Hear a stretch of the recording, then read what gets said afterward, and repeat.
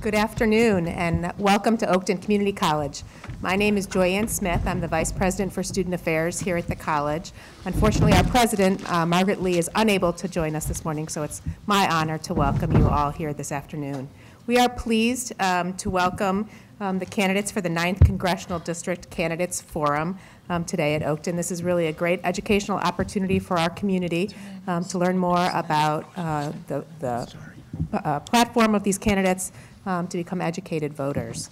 I'm going to turn it over now to David Cohn, the Executive Director of Public Affairs from the Union League Club of Chicago.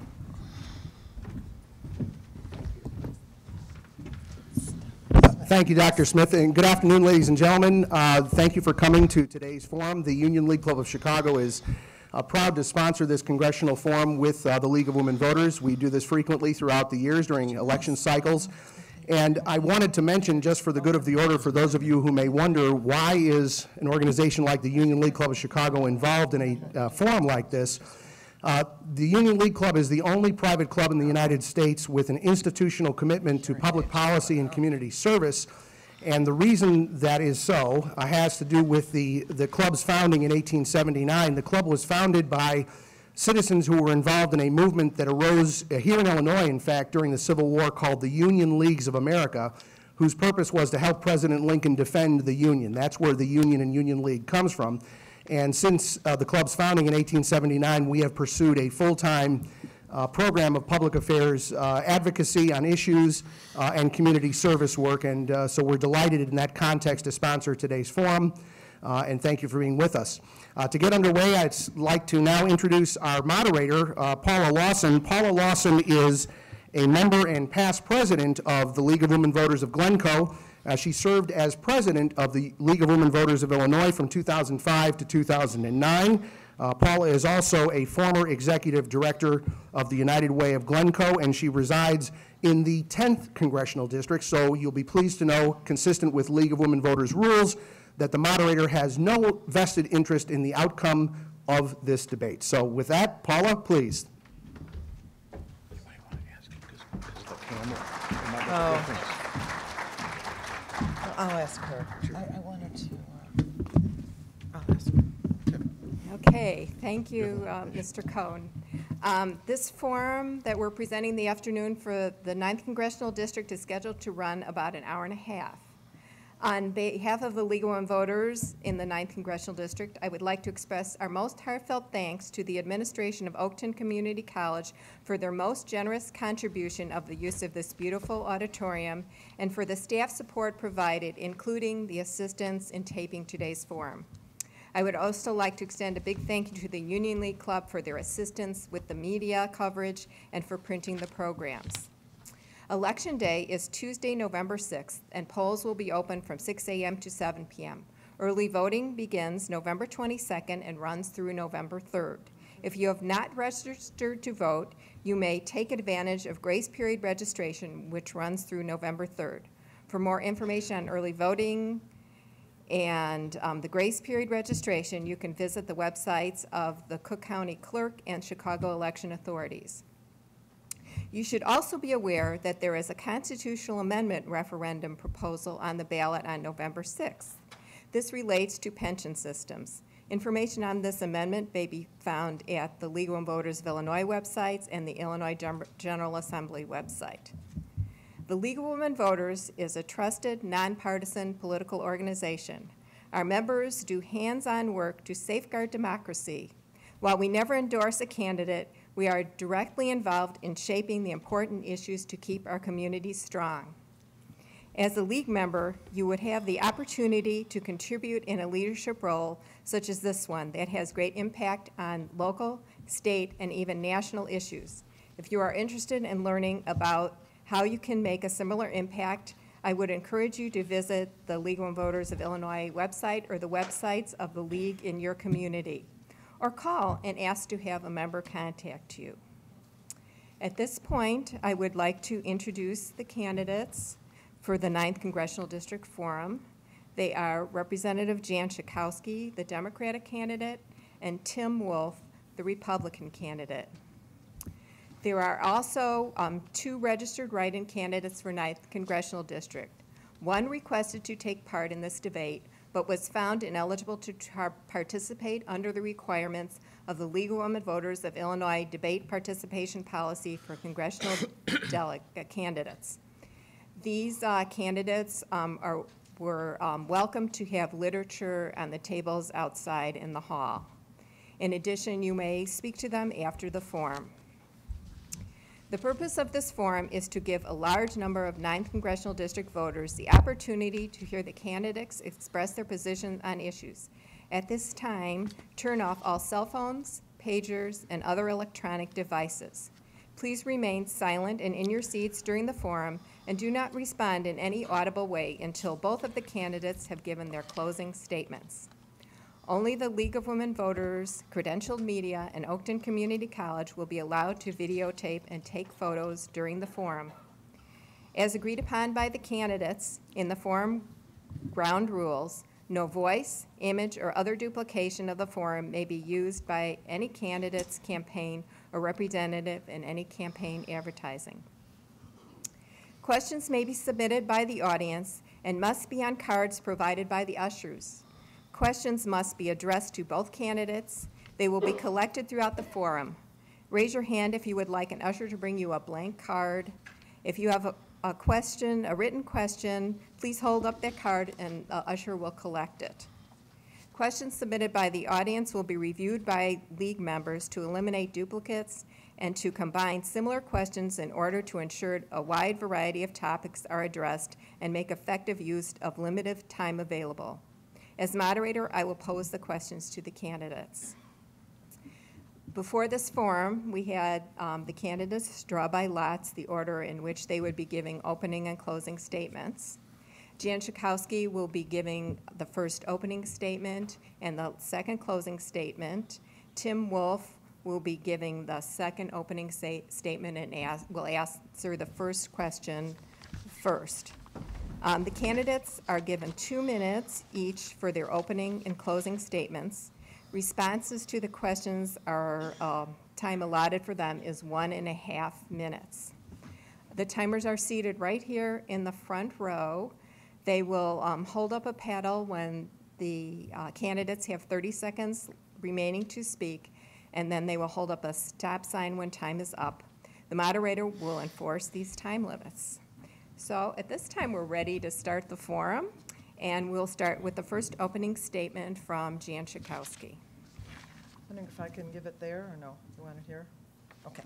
Yeah. Fine. I want to express my great thanks to the League of Women Voters for organizing this forum, but also all the work that you do to make sure that every eligible person has an opportunity to vote. And I want to thank all of you that have come here today. I did want to announce some sad news from my campaign. Some of you may be aware of one of my young organizers, Steve Worth, who I found out just a little while ago died this morning. He went to sleep well and didn't wake up, and such is the way of the world. So I wanted to tell some of you that don't know that my path to Congress actually started about 4 decades ago in the grocery store when a small group of women got together and launched a campaign to get freshness dates on the food that you buy in the supermarket. Everything at that time was code data. You didn't know how old it was. And our success changed my view of myself from an ordinary housewife to an ordinary housewife that could really make a difference in the world. It was kind of addictive. So years later, after being an organizer and director of the Illinois State Council of Senior Citizens, I first ran for office, serving 8 years in Springfield as a state representative, and then ran for Congress in 1998. And I still consider myself a consumer advocate. After meeting with children who were mentally impaired because of lead poisoning in toys, I negotiated a law to make toys safer, get the lead out. A mom whose child was killed in a crib that collapsed on him, I passed that banned those cribs and now requires pre-testing of all durable products for children instead of using our children as test dummies.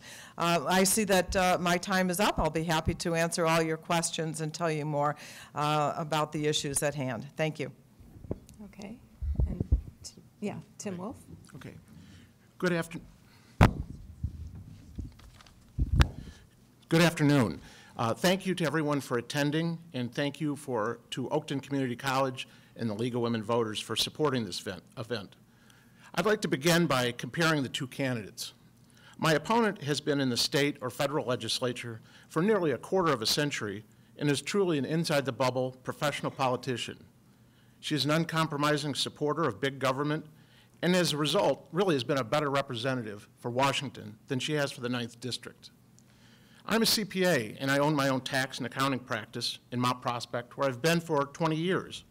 I work with small businesses, and I work with individual taxpayers to help them in their businesses and with their personal taxes.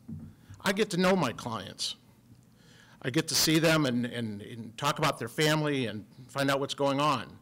I learn about, whether their kids are succeeding or, maybe there's been some problems. I get to see a client maybe once a year sometimes, and I find out sometimes that the husband and wife have both been unemployed at the same time.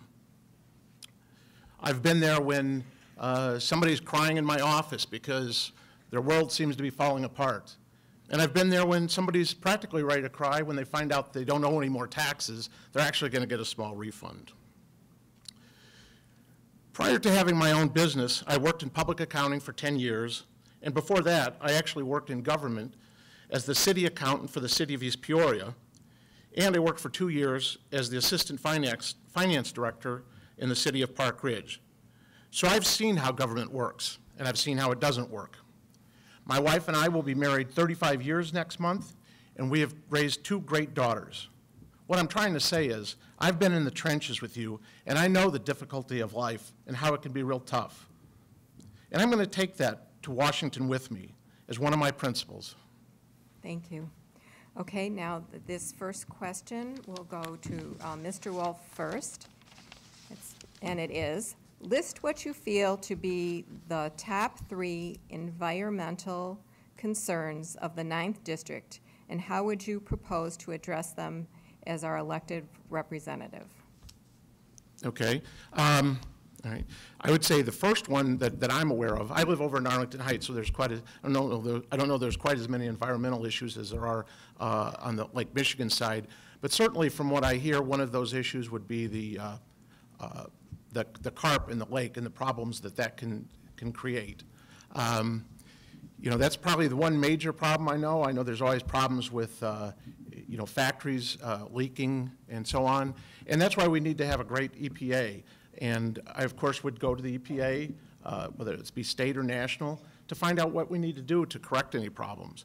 But certainly we need to realize that in this country, we are doing a better job than any other country in this world to try and minimize any problems. And it would be no different in this district as it would be for the national EPA. So I would resort to following the leadership of the people who are responsible for that. Okay, thank you, Ms. Schakowsky. The Great Lakes represent 20% of the world's surface fresh water. And so protecting our incredible Lake Michigan is definitely a top priority. I've been one of the chief sponsors of the Great Lakes Protection Act, fighting to make sure that invasive species and all kinds of pollutants aren't ruining our lake for the drinking water that it provides to millions of people, as well as for all the other economic and recreational purposes of our wonderful lake.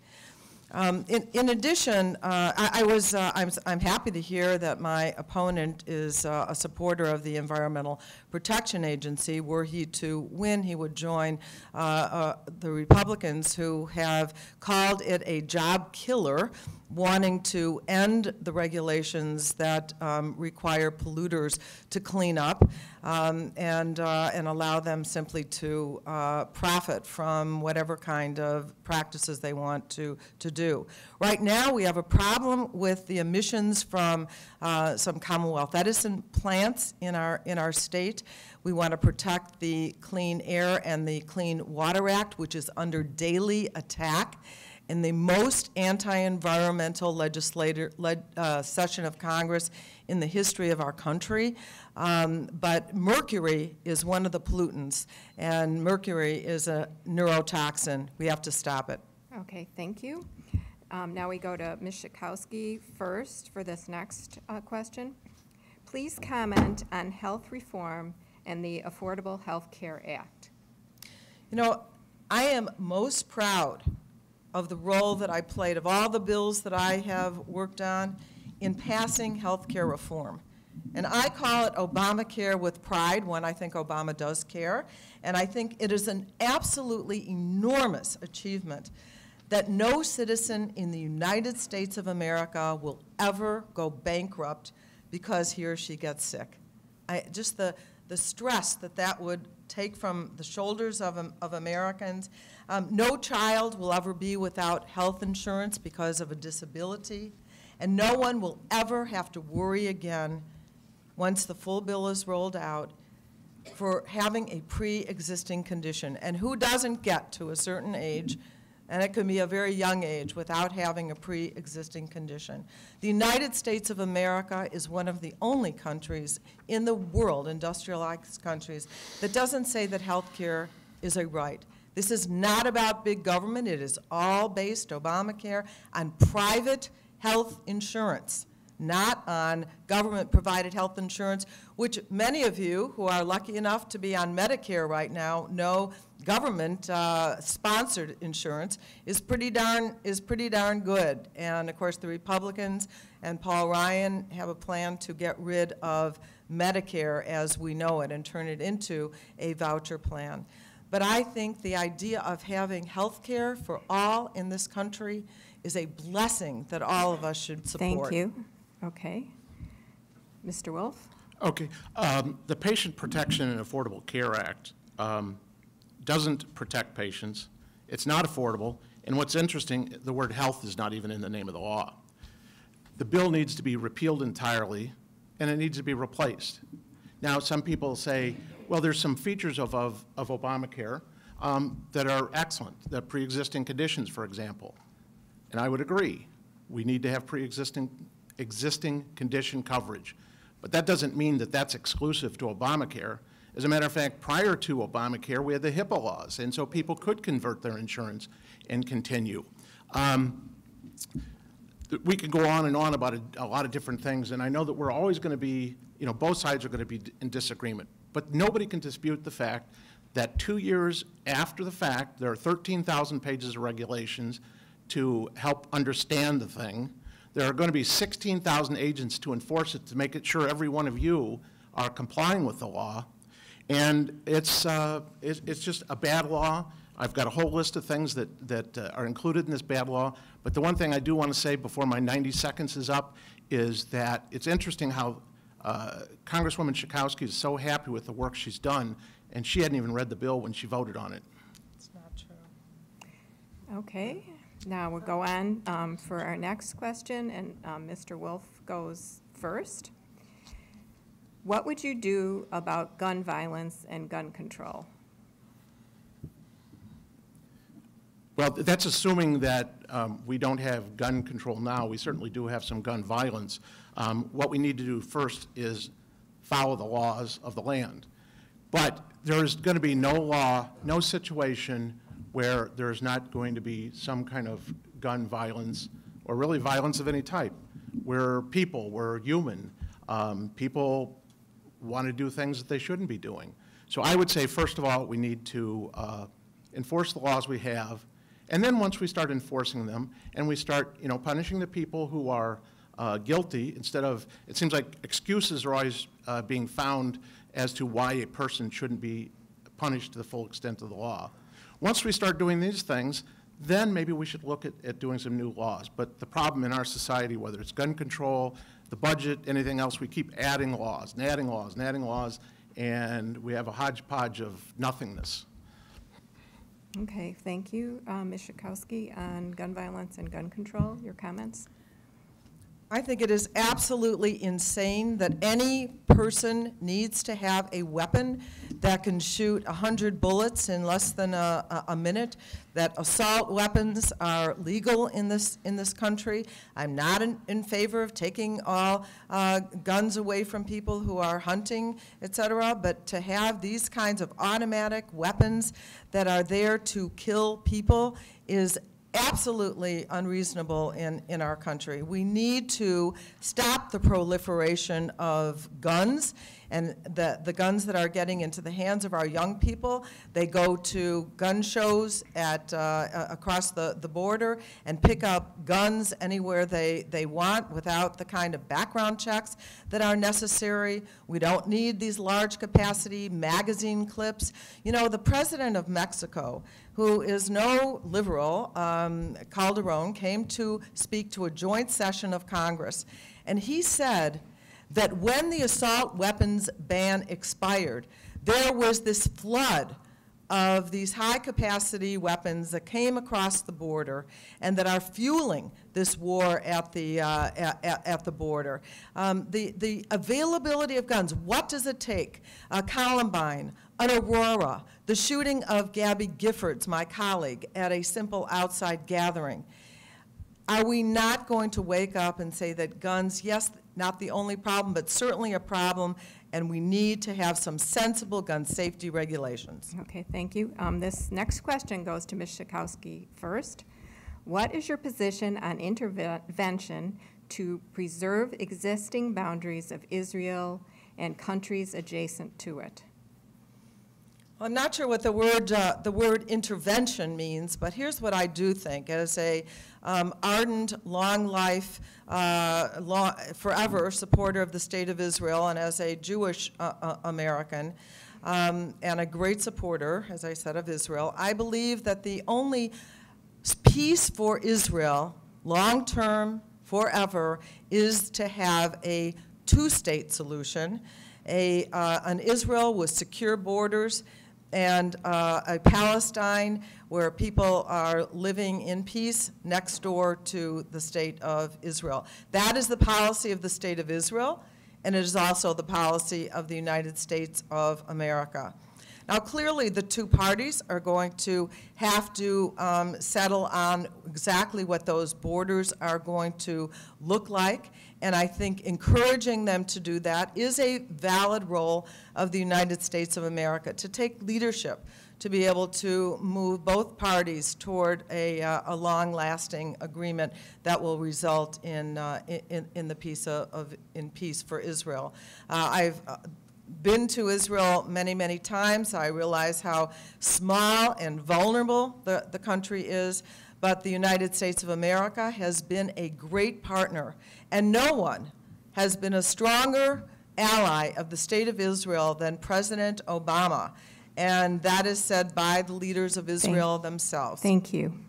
And now we go to Mr. Wolf. Okay. Well, you know, maybe I was born to be the next congressman, because in this question I remember as a youth watching Israel and watching in some of the things that happened in the 60s and 70s, and I was like, who are these people? So I will be a staunch supporter of Israel. They're our ally, they're our friends, and we need to stand behind them. If you're asking, can their borders be diminished any further? I would say no. I think they've given up too much land as it is. We should do everything we can to continue to support them. We have been a great ally. We will definitely continue to be an ally, but we could be a stronger ally. I don't think anybody in this room can feel comfortable saying President Obama has really done everything he can to support Israel. We just, in the last week or two, we hear about, well, you know, President Obama's not going to see Prime Minister Netanyahu because he's got to go on a TV program or something. Now, I don't know the mechanics of what actually happened. Maybe the story is completely wrong. But I don't hear anybody really refuting it with some kind of logic or some argument that, no, that's all wrong. So we need to be cognizant of our standing in the world.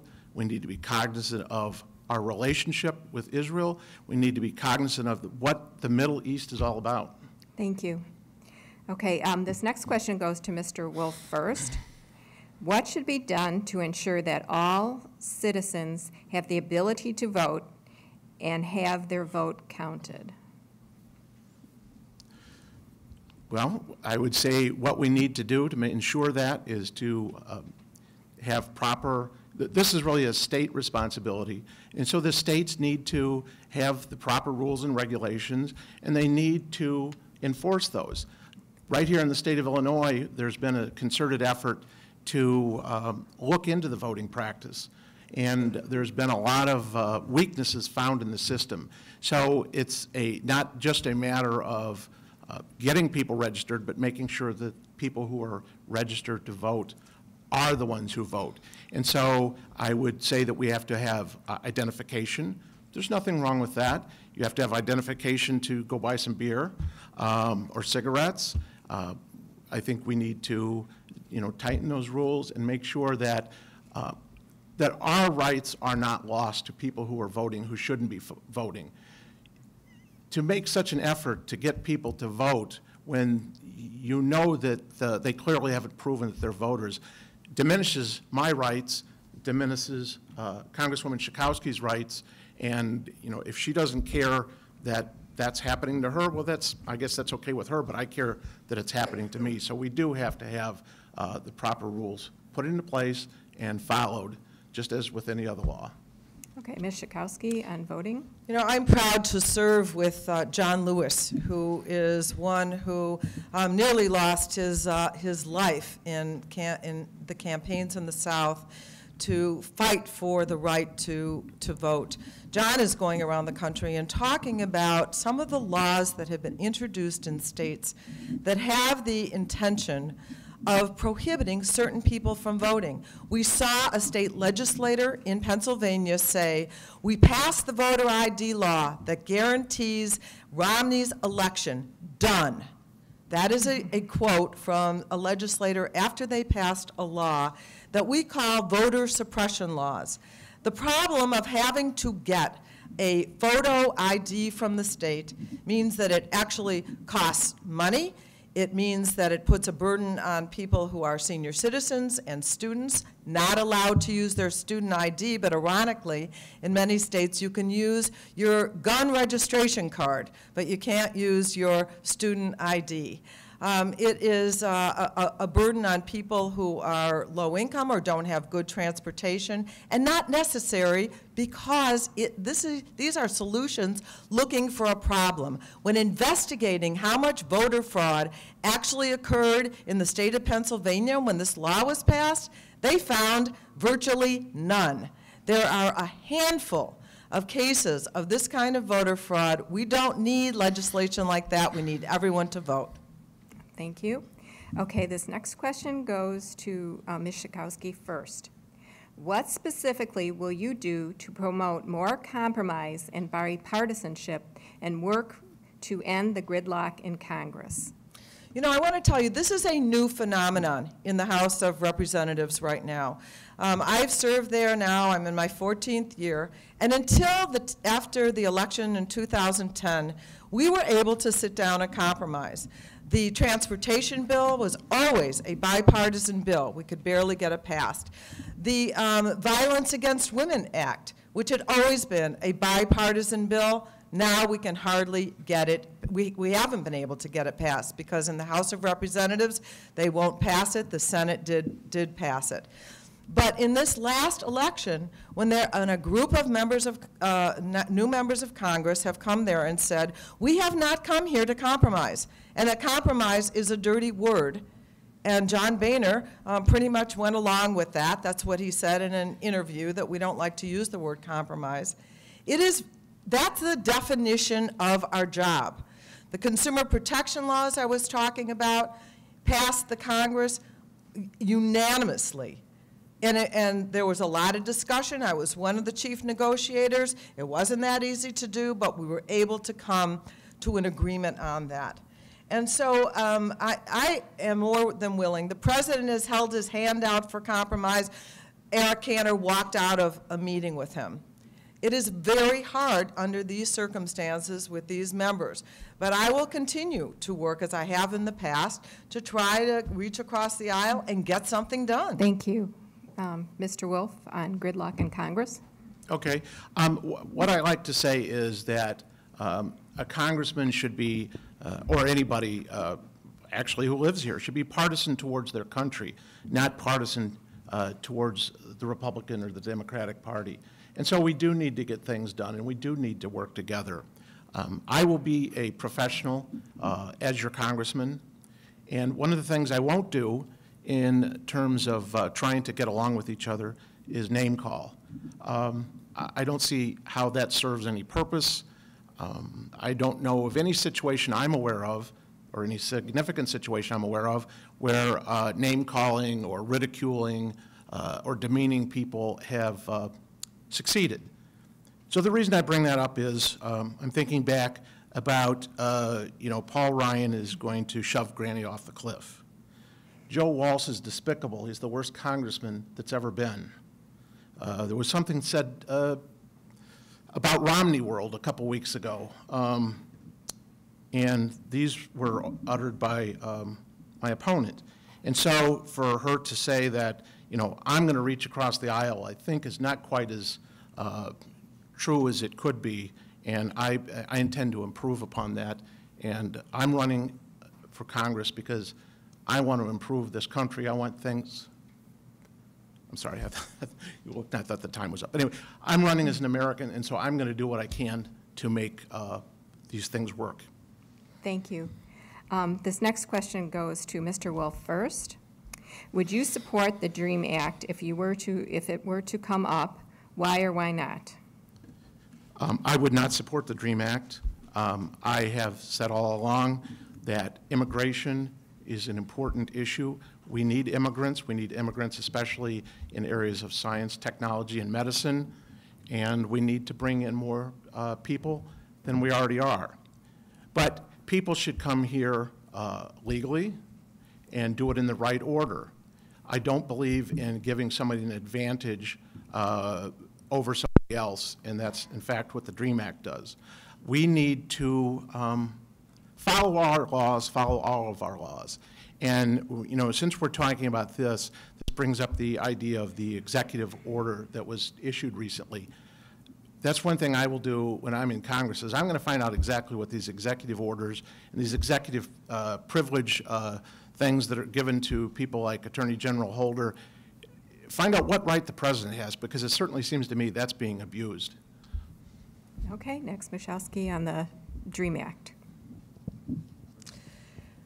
The 9th Congressional District is one of the most diverse districts in the country. We have people who have come from all parts of the globe. In fact, the current district, not the new one, it's a little less, 40% of the residents of the district speak a language other than English at home. When we talk about the DREAM Act, we're talking about young people, through no decision of their own, have come here sometimes at a few months or a few years old, have lived in the United States of America, experienced our schools, graduated often with honors, and now cannot run into a brick wall of being in fear of being deported, in fear of not being able to get any ability to work or to go on to. Why would we want to do that to ourselves? To take away this resource of young people who want nothing more than to contribute to their country, to be part of the country that they already see themselves to be part of, because they've been here as from the time they were small children. I think it is self-destructive. The executive order says simply that those young people will not if they apply and they're law-abiding, will not be eligible for deportation and can get a work card. Good for us, good for the president. Thank you. Okay, this next question is on tax structure, and it goes to Ms. Schakowsky first. Will you support the current tax structure? If not, how would you change it?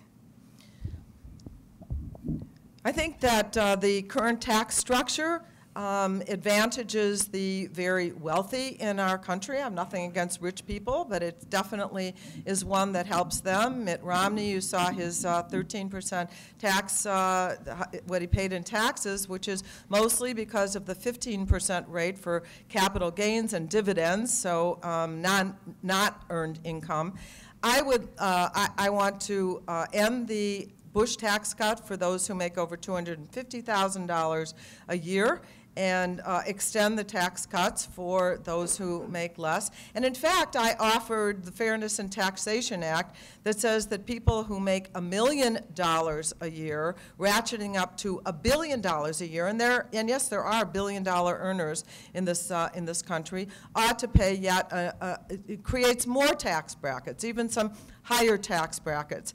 Many millionaires and billionaires are actually supporting my legislation because they think that it helps to fund the kinds of things that we need to do in this country and helps to make America strong. Only when we have a robust middle class in this country and not this huge disparity in income that we have right now in this country and growing, where the 1% have as much wealth as the 90% have in wealth, that is not a good thing. And we ought to tax people fairly and ask them to pay their fair share. Okay.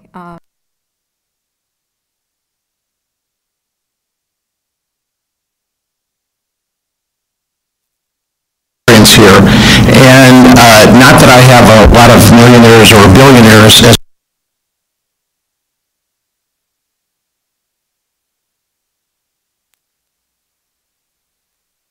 in the system.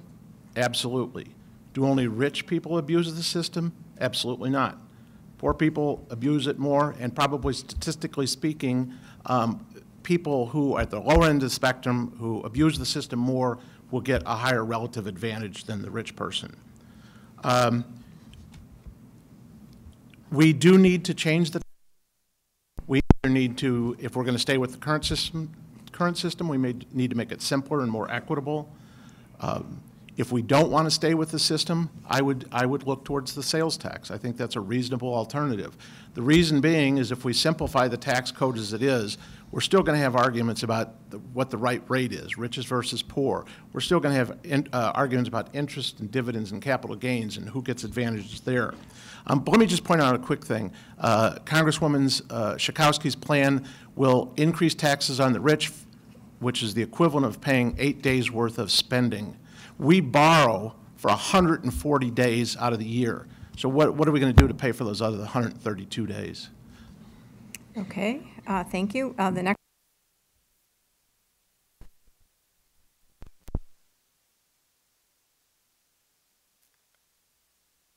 I don't think that creating jobs in this district is any different than creating jobs in most other places. We all have the same problems. We have problems, basically there's not enough activity to support the homes we have and all that kind of thing. So what we need to do to promote jobs is first of all realize it's not the government's responsibility and they just can't do it. It's the private market. That's what our economy is based upon.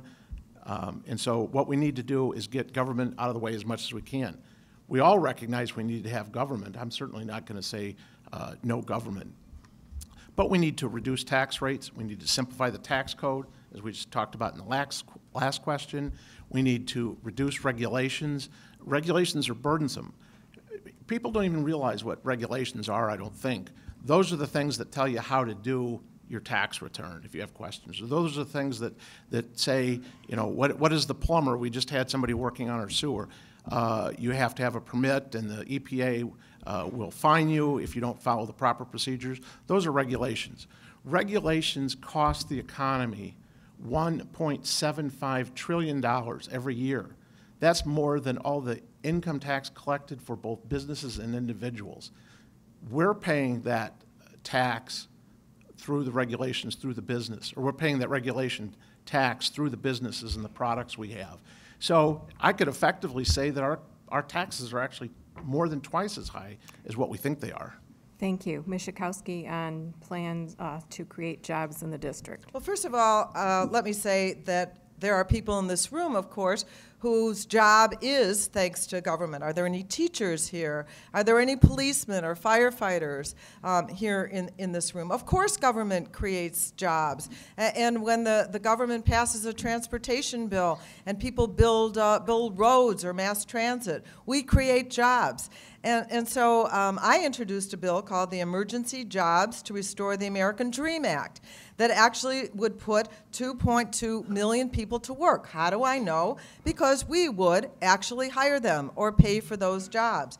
It would improve our schools. We would hire people to make sure that children aren't going into schools with the ceilings crumbling and to be wired for the kind of technology that we need.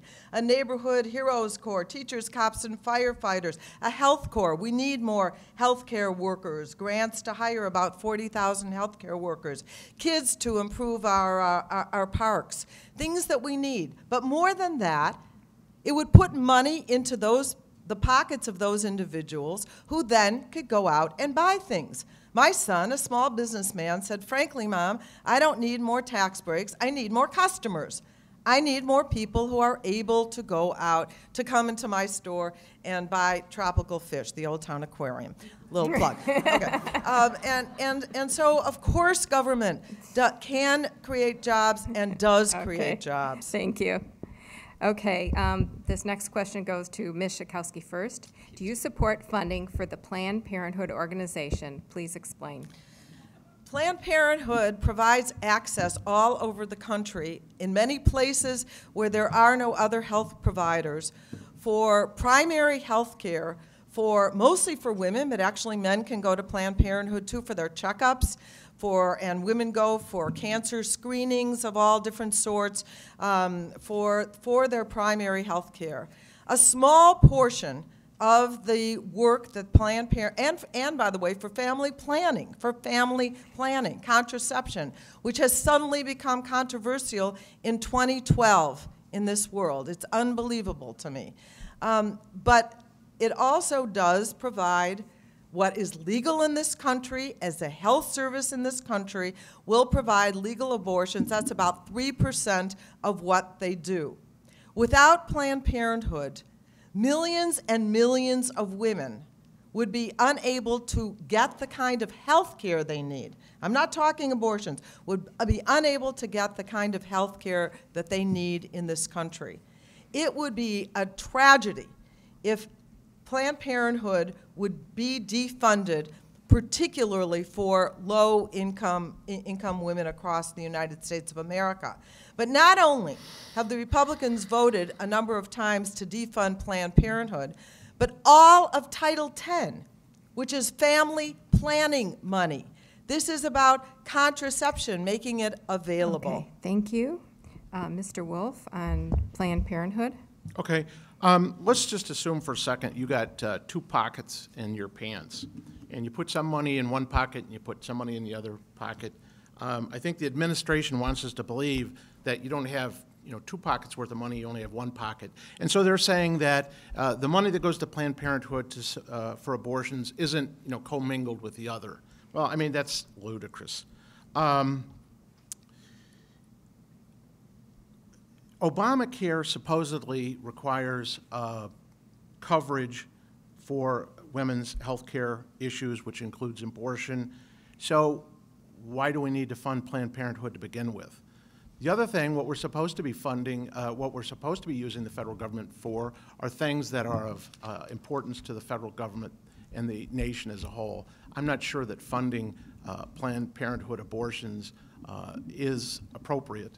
And that's really the question. And finally, I seem to remember President Obama, the guy who was going to have the most honest and open administration in history, promising a representative of Congress that abortions would not be funded if he voted for Obamacare.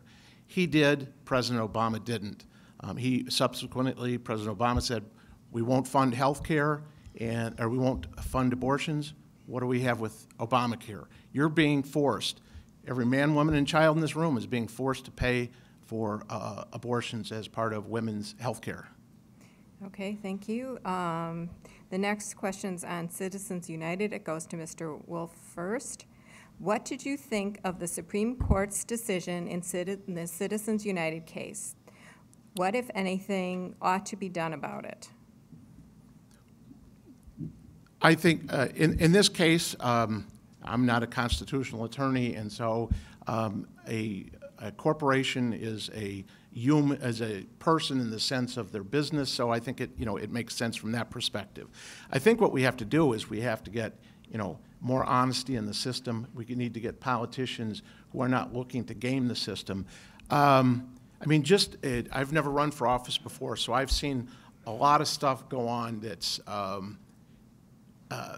meant to get around the system. So to try and use a Supreme Court ruling, which is probably a reasonable ruling, as an excuse to do things that, in essence, are going to just create another opportunity for people of one side or the other to abuse the rules. So we really need to have a different mindset.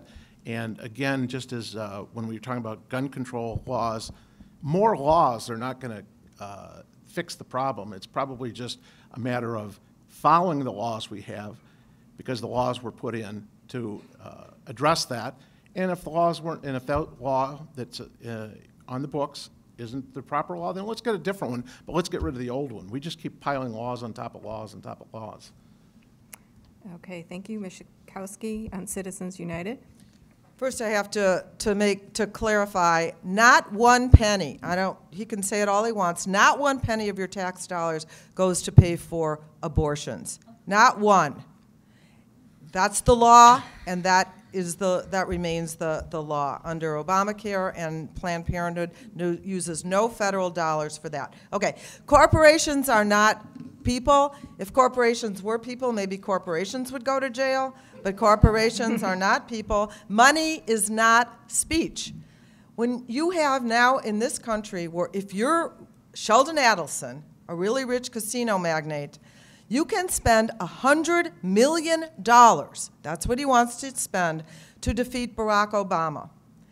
That money gives him the power to have an enormous influence in elections. So we talk about, and we're proud of, one person, one vote in the United States of America. That's our democracy. And yet when you have the Koch brothers and other enormously rich people able to put in almost unlimited amounts of money, and of course, people like the Koch brothers, they're in oil, they will benefit much more than they spend on these elections if the Romney administration were to, not want to take away any of the tax breaks, give more power to the oil companies. So they're putting in money to influence elections in their way. We have to get rid of Citizens United. Thank you. Okay, the next question is on a totally different topic, and it goes to Ms. Schakowsky first. What is your position on using drones and sanctions that have caused more deaths than chemical and nuclear weapons? Well, first of all, let me talk about the drones a little bit. I'm on the Intelligence Committee, and so we, well, here's the irony of being on the Intelligence Committee. I cannot acknowledge the use of a drone program in Pakistan. Now, never mind that many of you have read about it and heard about it. It seems to me that we have to have a national debate on the use of the drone program. I do have to say that the drone program has been successful in taking out a number of the most active terrorists that want to do harm to the United States of America and to Americans in Afghanistan, as well as Afghans who have also been damaged by those terrorists that are across the border. But I think it is a worthy conversation to have, whether or not this is the future of warfare and what it means for the United States. In terms of the sanctions, I have to tell you right now, the sanctions in Iran, are helping, I believe, to make Iran closer to being forced into abandoning their nuclear weapons program. And it's clear that Ahmadinejad and the Supreme Leader are willing to punish their people with these sanctions in order to maintain this program. I hope they'll quit soon because of it. Thank you. Mr. Wolf on Okay, thank you. drones. As a member of the Intelligence Committee, I think I probably have to defer to some of the things she has said, and I would agree that probably that I think the drone program is something we need to follow, at least as far as, in wars overseas. I'm a little uncomfortable with drones supposedly flying overhead right here in the United States, but I guess that's a different issue. But it's just kind of interesting. I just have to share this with you. It was just this morning I was talking with somebody, preparing my notes here and trying to figure out what to say and be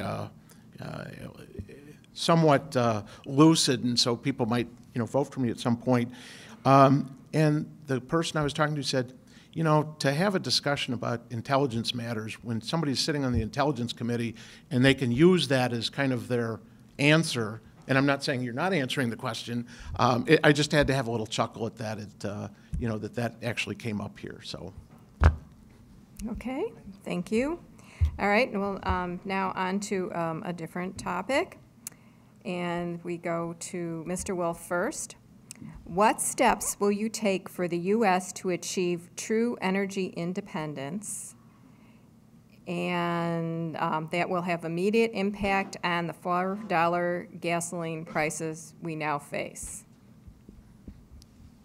Okay. The steps I would take immediately are to, first of all, start to allow drilling offshore, to allow more drilling on public lands, to really start drilling other places. This administration has really cut back where drilling can be done. We only need to look to North Dakota and some other states where we see what drilling can do. I think there's 2% unemployment in North Dakota. I think you can't get a hotel room there, you can't buy a house because the economic activity is so great. And I think we have tremendous natural resources in this country.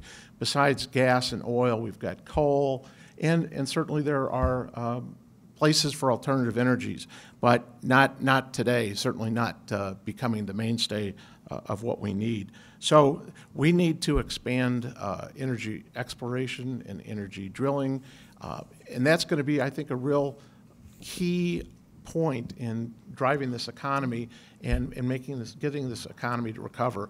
I just have to, I guess my mind wanders, I guess. I was just thinking about a month or two ago when President Obama was saying, geez, we're drilling everywhere. I think there's oil wells in the malls. What else can we do? There's plenty we can do and plenty we need to do. And I will certainly support that when I'm your congressman. Okay, thank you. Ms. Schakowsky on energy policy. Actually, the drilling is greater now than it was in the last administration. It is at a maybe I think about a decade high right now. The problem with the energy policy that is promoted by the Republicans right now is that it is based on fossil fuels almost exclusively. Not almost exclusively. Every day in the Energy and Commerce Committee, on which I sit, there are efforts to take away any kind of support for any kind of 21st century clean energy. Let's face it, that there are limitations. These are finite fuels. There are environmental problems. We are spending $1 billion a day to import oil. No matter how much we drill, we're not going to be able to reduce that overnight.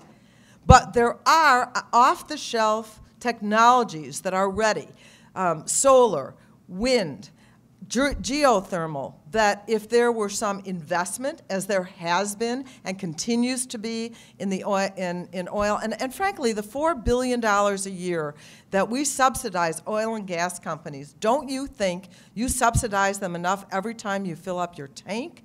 To continue that, as opposed to doing any kind of assistance for these clean, renewable, alternative energies This is where the technology in the United States of America goes to work and can benefit us around the world. Okay, thank you. Mr. Wolf on education. No, I think I'm next, right? I think so. Yeah. Oh, okay. You're right, I'm ahead of myself. Okay. Second. Okay, I didn't ask this question yet. Okay. It's on education. Identify 2 things you will support while in Congress to strengthen education in our schools here in our district. Please be specific. I am a strong believer as a former teacher, as a family of teachers, the daughter of a Chicago public school teacher, in public education. I have 2 grandchildren in neighborhood Chicago public school and 2 in the public school in Evanston, and I believe in strengthening public education. And I also believe in early childhood education. The Ryan budget, you should just know, would cut about 20% from the education budget. 200,000 children would be threatened with losing their early childhood. I'm talking about Head Start programs.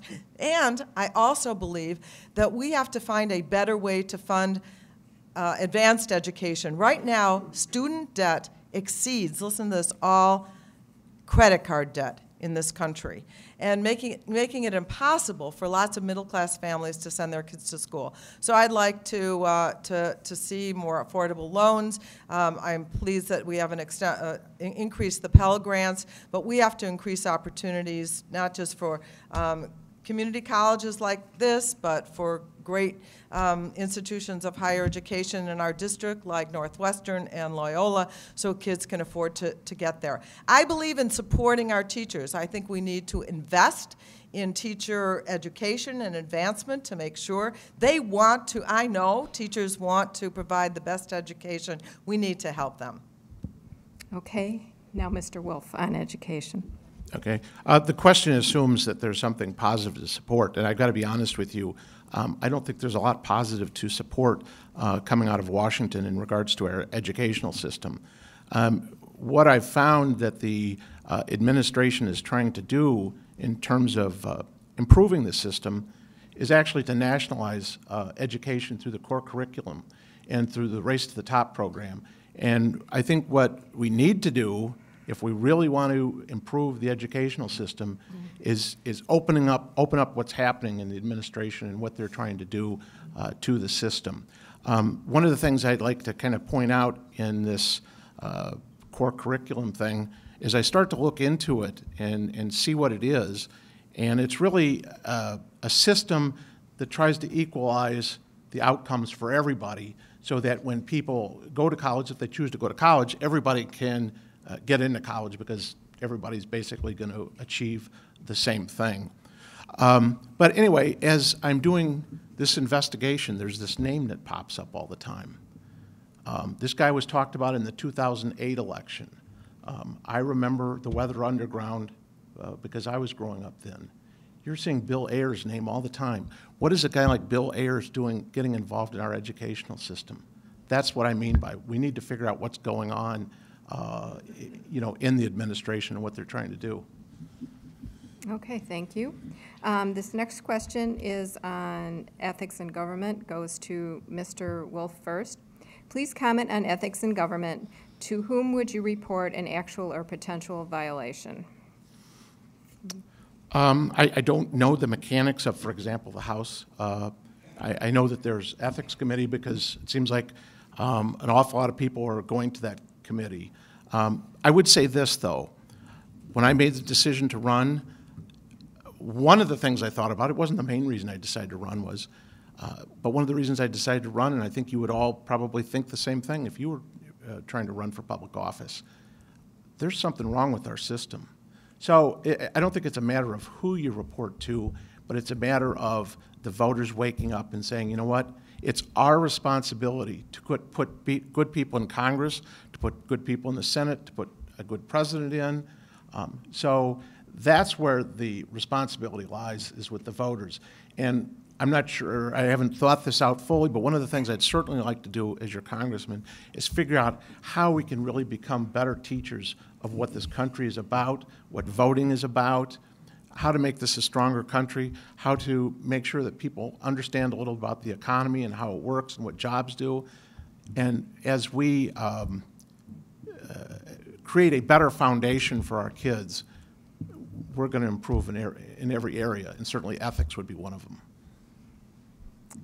Okay. Well, I want to start out really agreeing with Tim that if we had better and more civic education, clearly I think we would end up with more involved and educated adults. And I know that's part of what the League of Women Voters is about, making sure that people really understand how our democracy works. If I could do one thing, though, to create more ethics in government, it would be to reduce the influence of money in politics. I think that the money in politics is a real problem, not necessarily even with illegalities, but what you want when your member of Congress goes to put the voting card in the slot and cast a vote, to be thinking about you and the needs of the district and the needs of the constituents, rather than what are my donors going to think? Am I going to be able to raise the same amount of money if I vote this way or that way against some corporation or some special interest? I think that's the corrupting factor in our democracy, and that's why I think the Citizens United, which has exponentially elevated the power of certain special interests, often undisclosed, people we don't even know. They don't have to tell us. They can give to these super PACs, and you don't know who's making that contribution. I think that is a real problem. That's where I think the ethical problems stem from. Okay, thank you. This next question goes to Ms. Schakowsky first. Rather than cut Social Security, do you support strengthening Social Security by removing the cap on income taxable for Social Security, now capped at $106,000? And it says actuarial estimates removing this cap would extend funds in the trust fund into 2080s. Social Security, as many of you may know, has contributed not a penny to the deficit. So first of all, Social Security has a $2.7 trillion trust fund, and it's going to go up in excess of $3 trillion before we stop spending it down. So it's actually helping us show less of a deficit because we have the Social Security trust fund. So Social Security, this isn't a crisis, but we want to make it solvent and paying full benefits beyond, it'll always be solvent because it'll take the money in and then pay it out right away, but pay full benefits well into the next century even. How do we do that? One way to do that, we could do it in 5 minutes, either to lift the cap, end the cap. Right now, most people don't even know that after seniors certainly don't know, that after $106,000, no one pays any more into Social Security. So you can make $106 million. After the first $106,000, you don't pay one more penny. They don't know it because they've never made that kind of money in their life. So we could easily solve the Social Security problem by just figuring out how to adjust that cap so that people and maybe employers at some level also pay more into the Social Security Trust Fund. Done. Thank you. Mr. Wolf on Social Security. Okay, the answer to the question is I would not raise the taxes. I'll just kind of mention a philosophy here or what I'll go into Congress with. We need to identify cuts first. To the extent we get cuts in place and then they start to work, we see them working. If we have to look at revenues, then we'll do that. Back to the Social Security question. The reason people who make over $106,800, relatively speaking, don't get the same benefits as lower taxpayers. So if they're going to be paying more, they're going to receive even less of a benefit on the other end. A couple things I just do want to point out. The Congresswoman said that Social Security does not add to the deficit. more money goes out of Social Security today than the money coming in. Social Security is running at an annual deficit. Two, the $2 trillion in assets that the Social Security has, I think generally if you have $2 trillion, you'd be wise to invest that, but do you want to invest it in an organization that's had their credit downgraded twice in the last year and a half? If nobody knows what I'm talking about, their assets are invested in the United States. It's just an IOU from one branch of government to the other. It's the money that's been taken out of the Social Security system. That's the $2 trillion in assets, and I'm not sure that that's worth the $2 trillion she thinks it is. Okay, thank you. The next question goes to Mr. Wolf first. What would you do to stop nuclear proliferation, to abolish nuclear weapons for a free world, nuclear-free world? Okay, well, I hate to simplify it, but I think this is a lot like the gun question. You're not going to make the world safe for everybody. You're going to have nuclear weapons just as you have guns. There's no way that this world is ever going to be free of nuclear weapons. It would be fantastic if it would, but we have to be realistic. The United States has to maintain their superiority, not because the United States wants to use nuclear weapons, but we want to deter the use of nuclear weapons. We show weakness, which is what the Obama administration is doing through voluntarily cutting back on the nuclear arsenal. Doesn't make us a stronger country. It makes us a country that looks a little bit weaker in the eyes of the rest of the world. So unfortunately, we have to maintain our status, and we can't go backwards. Okay. Ms. Schakowsky on nuclear proliferation. Well, we have enough nuclear capacity to blow up the whole world many times over, and we have a military budget, and a lot of it still spent in nuclear that exceeds the next 80 countries, something like that, all put together. So we definitely have an edge when it comes to military. But we are also, under the leadership of this president, engaged in reducing the amount of nuclear capacity around the world. One of the problems that we have, after the demise of the Soviet Union, there are a lot, and still a lot, of nuclear weapons and fissile material, and one of the things that we've worked on and done is making sure that those weapons that are potentially in the hands of terrorists are guarded, that we do some dismantling of some of the nuclear weapons. This president is committed to reducing the amount of nuclear weapons, ours and everyone else's around the world, and from deterring countries from becoming nuclear powers themselves, like in Iran right now. But the United States of America will always maintain its military edge, but nuclear weapons don't make the world safer in the long run. They threaten humanity. Okay, thank you. The next question's on a different topic. Goes to Ms. Schakowsky first. What role should Congress play in assuring food safety?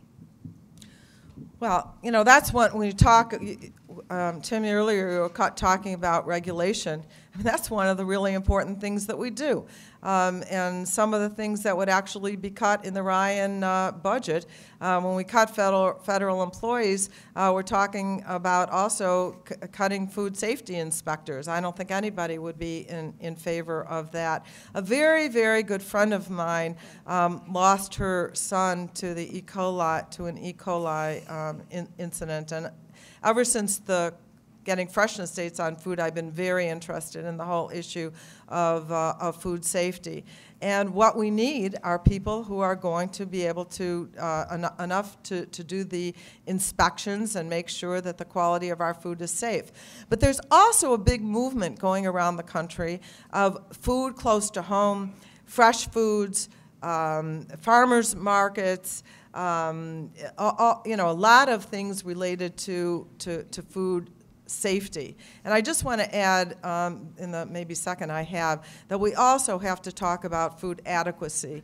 And one of the things that is being put on the chopping block, proposed for cutting, are food stamps, which mean that, that many children and poor people would not have the kind of nutrition that they need. So it's safety and adequacy of our food supply, of our food.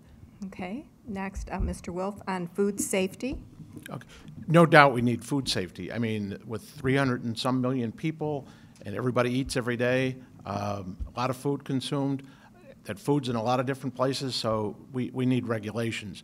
But the issue comes, not do we need the regulations. We all recognize that in many cases we do need regulations. The case really is that I'm sure in the Food and Drug Administration, as well as most other agencies of this government, the regulations have become too burdensome. The regulations have become too expensive. Businesses don't want to continue if they're not going to be able to operate. So, I mean, I honestly don't have a lot to say about this issue, and because I think we definitely do need that type of regulation. But we need to look at how these regulations affect business. And I'm sure that the Food and Drug Administration is not any different than any other administration, which is wasting money, becoming more powerful than they should, and lording that over the businesses that they work with. So we need to, one of the things I'll do when I become your congressman is I will say that we need to start looking at these regulations. We need to cut them back to the year 2000. We need to have regulations have to have congressional approval. That's the job of writing laws, the job of Congress, not the bureaucrats in the executive branch. And if regulations need to be reinstated, then they need to be reinstated through the congressional branch, through the legislative branch, sorry. Thank you. This next question goes to Mr. Wolf first. Do you support the Lilly Ledbetter Fair Pay Act? I would have to admit I'm not familiar with that particular act. I would certainly support fair pay as much as we can, but we see government being involved in fair pay or, you know, the regulations we just talked about, and I think in most cases, certainly these days, I think the government ends up creating more problems than they resolve. I'd be happy to look into it, and I will look into it as your new congressman, and see what we need to do. See if it is a good law, a good, you know, bill. Okay, thank you, Ms. Schakowsky.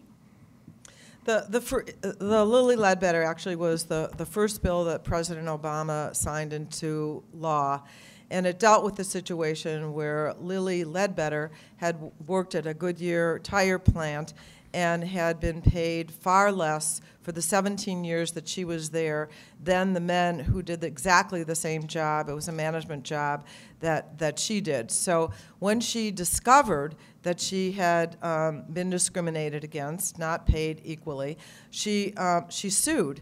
Well, under the Fair Pay Act, which actually has been in existence since the 60s, it said that Lilly waited like 17 years, almost too long, that if she hadn't reported wage discrimination within something like 180 days of the first incident of wage discrimination, then she was not eligible to sue. That was the Supreme Court decision.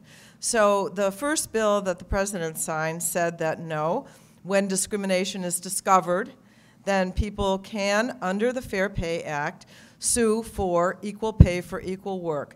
And again, this is one of those issues that in the year 2012, we should not have to be arguing about whether or not women deserve to get the same pay for the same job that men do.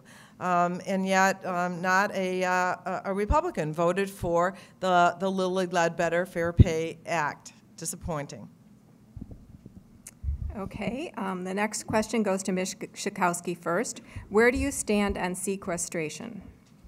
Well, you know, the sequestration would demand big cuts both in the military and in much of the discretionary spending in our country, and it was actually held up as kind of a threat, that if the Congress doesn't come up with a reasonable compromise, we would have these draconian cuts that would be put into place. So I am not in favor of the plan for these huge cuts that could go into effect automatically if the Congress doesn't act to avoid those cuts.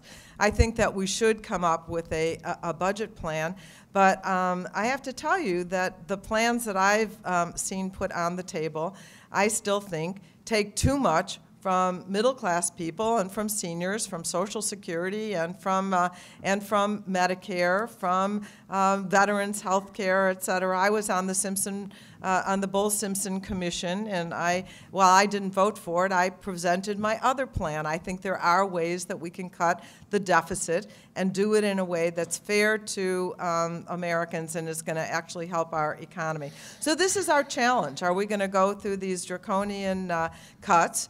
Or are we going to, the President has put a budget on the table that would cut $400 billion and would avoid the sequestration. That would be pretty devastating. I think we should take another close look at the President's plan. Okay, thank you. Mr. Wolf? Okay, I think this is an unfortunate situation. Just cutting by X percent generally is not the best approach to solving any kind of financial problem. But, one of Congress's major jobs is to be the financial steward of our country, and they're not doing their job. There's a 90% disapproval rating of Congress, and the sad thing about it is it's always the other guy's congressman, because 90% of the people get reelected.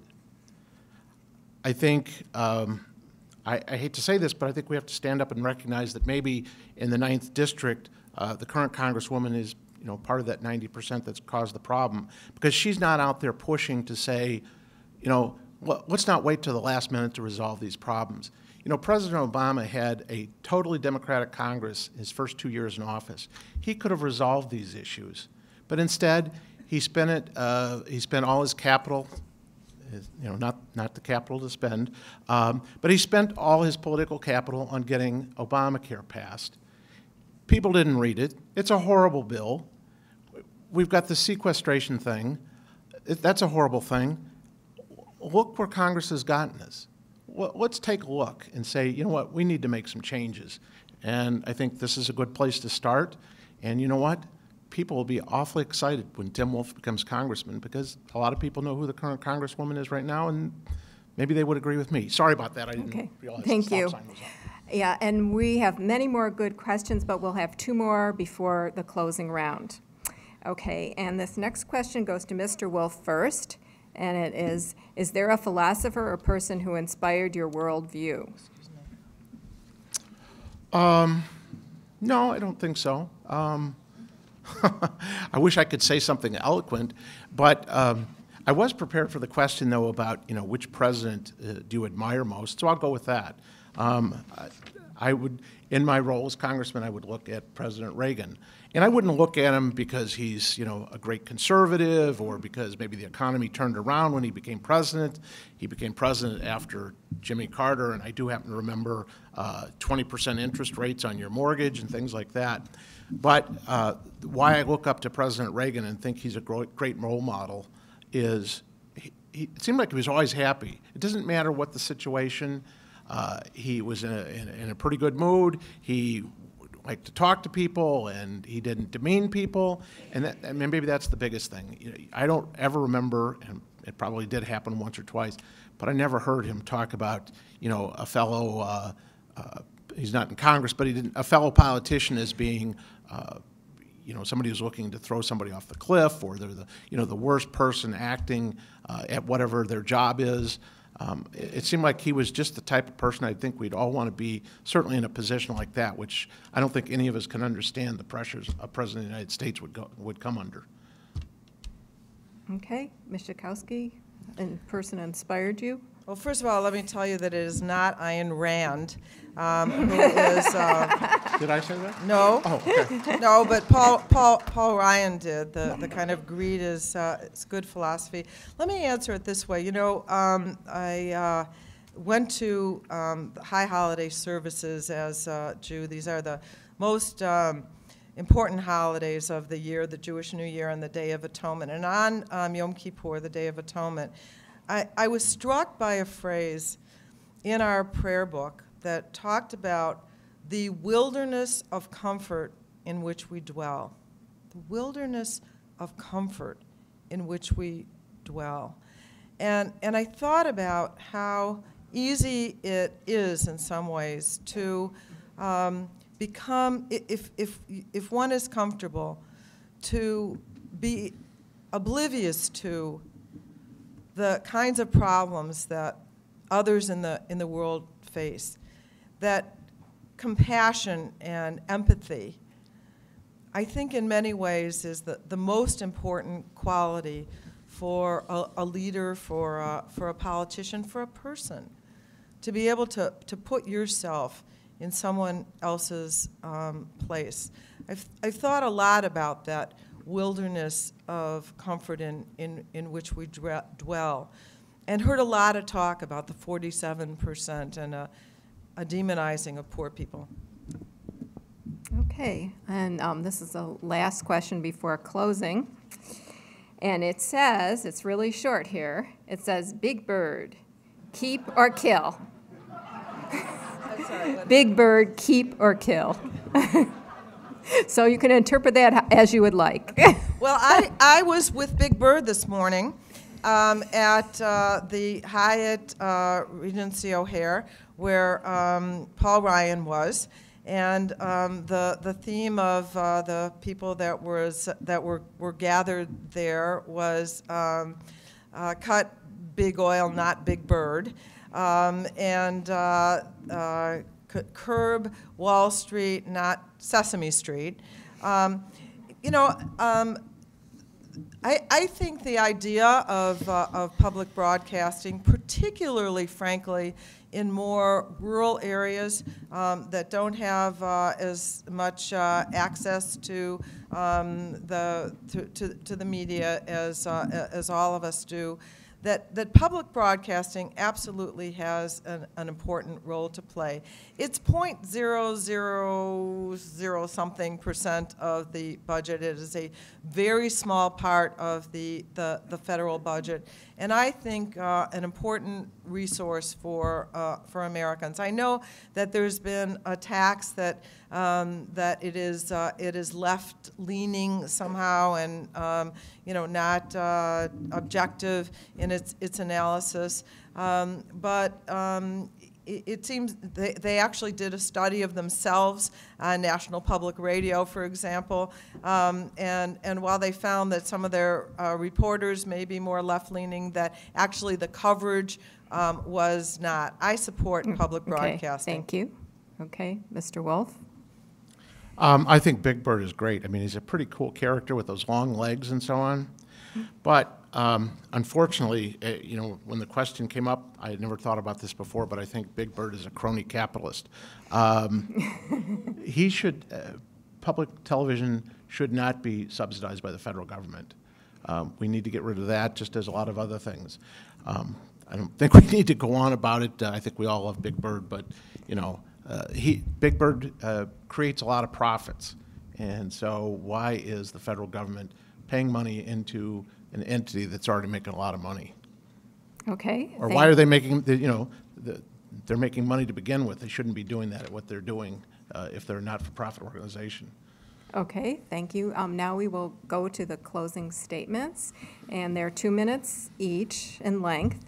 And Mr. Wolf, please go first. Okay, great. Thank you very much.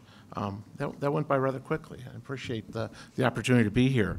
After nearly a quarter century as a professional politician, my opponent has developed a government-solves-all ideological reaction to analyzing and fixing a problem. Here are the steps that I think that she takes. She identifies a, quote, problem, unquote. Then she explains how the federal government can fix it with complete disregard for the Constitution. She then demagogues the most identifiable Republican. Then she looks to more taxes, more regulations, or a new law to fix it. And finally, she explains how her dogmatic ideas will solve the problem, even though her ideas are often too extreme for members of her own party.